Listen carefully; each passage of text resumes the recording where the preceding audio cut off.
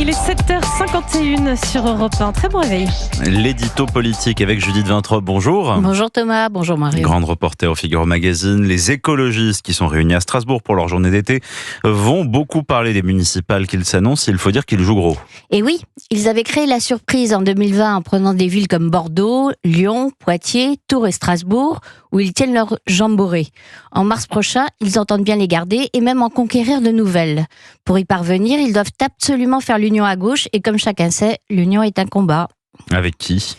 La situation varie d'une ville écologiste à l'autre. À Grenoble, où Éric Piolle tient sa promesse de ne pas briguer un troisième mandat, c'est assez rare pour être salué, la gauche est minée par les divisions. Il y a même plusieurs nuances de vert chez les écolos, dont certains n'ont pas envie d'assumer l'insécurité galopante et la taxe foncière record laissée en héritage par le maire sortant. À Besançon, la maire sortante peut compter sur LFI, mais les socialistes locaux se déchirent. Son homologue de Poitiers, elle, n'a même pas pour le moment le soutien des Insoumis. À Strasbourg, où se tiennent ces journées d'été, les socialistes siègent dans l'opposition et rêvent de s'installer dans le fauteuil de la maire. À Lyon, les partis de gauche n'ont signé jusqu'à présent aucun accord. Les Insoumis se font désirer. Et ils espèrent gagner ces villes ? Alors celle-là, non, pas vraiment. Ils estiment avoir des chances sérieuses à Roubaix, où le maire sortant est d'hiver droite, mais ils veulent surtout faire tomber des maires socialistes à Montpellier, à Nantes, Rennes, Saint-Nazaire ou encore Lille. Il y a 5 ans, les municipales avaient été un fiasco pour Jean-Luc Mélenchon, qui ne s'y était d'ailleurs pas intéressé.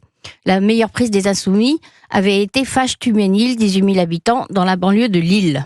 Cette fois, ils se sont vraiment investis dans la préparation de la campagne, avec une boîte à outils programmatique de 400 mesures qu'ils proposent aux maires de gauche sortants d'adopter en échange de leur soutien. Et les sortants écologistes l'acceptent ? Ça dépend lesquels.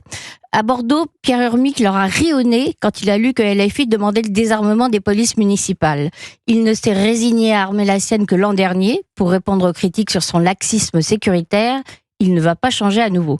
De toute façon, il ne veut pas d'un accord avec l'extrême gauche antisémite. Au niveau national, les écologistes sont moins bégueules. Marine Tondelier est la championne de l'union. Elle entretient la flamme à elle toute seule ou presque en répétant en boucle que l'union est le seul moyen de conjurer ce qu'elle appelle les 2 menaces existentielles qui pèseraient aujourd'hui sur notre pays, le fascisme et la crise environnementale. Mais elle ne veut pas d'une candidature de Jean-Luc Mélenchon en 2027. Non, mais elle ne désespère pas de convaincre les Insoumis de participer à une primaire de la gauche en vue d'une candidature unique. Pour le moment, Jean-Luc Mélenchon s'y refuse, comme Raphaël Glucksmann. Mais LFI et Place Publique ont tout de même envoyé des représentants à Strasbourg. Ceux de LFI n'ont pas dû être dépaysés. Cette année, Gaza est omniprésente au journée d'été. Les écolos ont même construit un village Palestine, inauguré en grande pompe par Marine Tondelier elle-même. Des débats et des films militants sur Gaza sont programmés, dans une ambiance où le kéfier et le drapeau palestinien ont remplacé le tournesol. En 2023, rappelez-vous, Marine Tondelier avait invité Médine, auteur de textes vilipendant la laïcité et qui avait en plus gratifié Rachel Kahn d'un tweet antisémite. Des écolos s'en étaient élus, dont Pierre Urmic, mais aussi Karima Delli, à l'époque eurodéputée, qui avait dénoncé le confusionnisme de son parti en affirmant « la clarté, c'est de dénoncer les propos antisémites là où ils sont ».